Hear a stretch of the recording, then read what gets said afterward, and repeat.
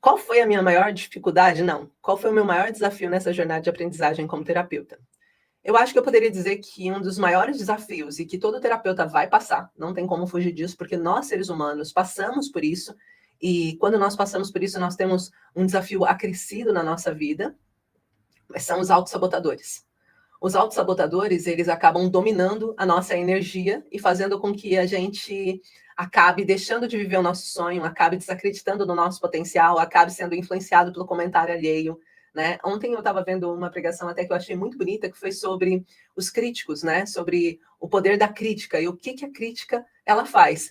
E aí eu estava pensando sobre tudo aquilo e pensando o quanto as pessoas gostam, às vezes, de criticar o nosso trabalho, ou criticar a nossa forma, ou criticar a nossa vida, né? E a gente quase nunca consegue uma resposta para dar para essa pessoa, para calar, mas a gente consegue muitas vezes aquela mensagem ficar eclodindo na nossa cabeça e desmotivando os nossos sentidos, né? Então, o que eu acho bastante importante, que ontem eu cheguei na conclusão?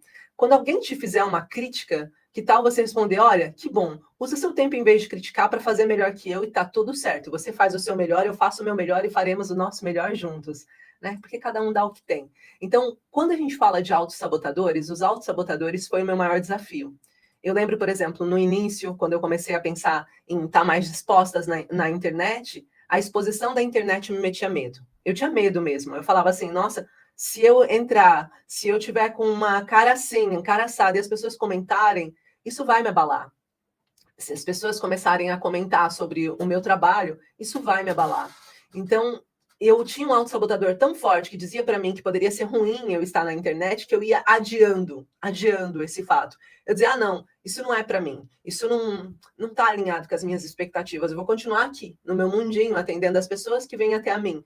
E eu não me sentia à vontade. A pandemia, ela obrigou muita gente a se expor, né, para conseguir se comunicar, a conseguir falar do que estava sentindo. Seja quem precisou buscar apoio, seja quem passou por situações difíceis, ela obrigou e ela acelerou muito esse processo. E a minha sorte, e para ser sincera com vocês, até outro dia eu estava fazendo um atendimento e falei sobre isso com uma das minhas pacientes. A minha sorte para não ter desistido por conta dos meus autossabotadores, no momento que eu estava muito frágil, os autossabotadores eles atacam mais. E uma das coisas que fez, eu fiz um curso com o Shizashi Amini de inteligência positiva. E ele falava sobre como a gente dominar os nossos autossabotadores. E eu tinha um autossabotador mais forte que eu tinha, era o da crítica. Que eu me importava muito com o que o outro ia pensar, com o que as pessoas achavam, com o que as pessoas acreditavam, com o que elas queriam ou deixavam de querer. E aquilo impactava diretamente a minha vida, porque eu tinha dentro de mim a necessidade de ser também uma prestativa. Para quem já passou pela formação com o X-Art, sabe um pouquinho do que eu estou falando, mas prestativa é aquela pessoa que está sempre tirando a roupa para dar para o outro. Então eu tinha essas duas características muito grandes, que era o medo de ser criticada e o excesso de vontade de agradar. E isso fazia com que quando eu pensasse, eu quero ajudar as pessoas, mas se tiver uma crítica, eu vou parar. Fez com que eu ficasse ali naquela dúvida de se eu entrava ou não na internet, se eu estava pronto ou não. E com essa formação eu comecei a entender, não, peraí, isso é só o meu corpo dizendo que prefere ficar nesse lugar para que ele não tenha que passar por essa dor caso aconteça. Atenção, caso aconteça.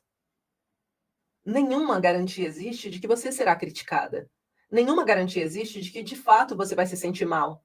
Nenhuma garantia existe. Mas a garantia certa que eu tinha é que o lugar que eu estava não era um lugar ao qual eu queria chegar. Então, a pergunta que eu quero que vocês, terapeutas e pacientes também que possam estar aqui assistindo, se perguntem é: o lugar que eu estou é aonde eu quero estar? Se não é o lugar, então, para que ter medo do que vai acontecer se ainda não aconteceu? Para que ter medo daquilo que pode te impedir se ainda não está te impedindo? E aí eu comecei a entender que os autossabotadores, eles precisam ser calados e silenciados. E sim, essa eu acho que é o maior desafio de um terapeuta, de um profissional que queira ir para um outro nível e que a voz interior silencia dizendo, você não vai ser capaz. Você lembra na infância que você ouviu várias vezes que você não era capaz? Você lembra quando você passou vergonha na frente de uma situação mais desafiadora, sabe? Então começam a vir esses pensamentos para fazer com que você recue para trás. E isso é muito importante para nós, terapeutas. Eu estava fazendo uma sessão coletiva com adolescentes, meninas, adolescentes. Era um grupo de meninas, de 15 meninas, 16 meninas adolescentes. E em um dos momentos em que eu estava falando com elas, eu perguntei qual foi a frase que você ouviu que mais doeu. Atenção, essas meninas, elas são adolescentes, na minha visão, pré-adolescentes para a visão de vocês. Mas como a gente tem tudo antecipado agora por conta do excesso da internet e da consciência, então eu chamo a adolescência um pouco mais cedo. Elas têm 10 anos, 10, 11 anos, né? Então, ali na quinta série, final da quinta série, do quinto ano. E elas começaram a dar frases que são tão fortes e tão impactantes e que alguns foram dados por progenitores, outros por amigos, outros por professores, mas olha como o meio acaba impactando. E uma das frases que eu ouvi e que essa menininha, ela começou a rir no final, ela disse: dizem lá na minha casa, me dizem que eu nunca vou ser nada, que eu não faço nada direito, que eu sou preguiçosa, que eu sou badalhoca, que eu nunca vou conseguir ser ninguém na vida se eu continuar como eu sou. E essa pessoinha que eu estou dizendo para vocês, ela é filha de uma psicóloga. E ela estava dizendo essa frase e eu estava pensando assim, será que a gente tem consciência? O impacto dessa frase na vida de um adolescente? O quanto isso vai ser um autossabotador gigantesco que vai impedir ela de chegar em outros lugares, porque ela vai sempre sentir que ela é um nada, que ela é um zero à esquerda. Então, nós precisamos conseguir policiar os nossos pensamentos para não trazer luz para aquilo que deveria ser tirado fora. Não trazer luz para o lixo. A diferença da mosca e da abelha, as duas voam. Só que uma prefere dar valor ao lixo, enquanto a outra dá valor à beleza, ao belo, ao perfumado, ao agradável.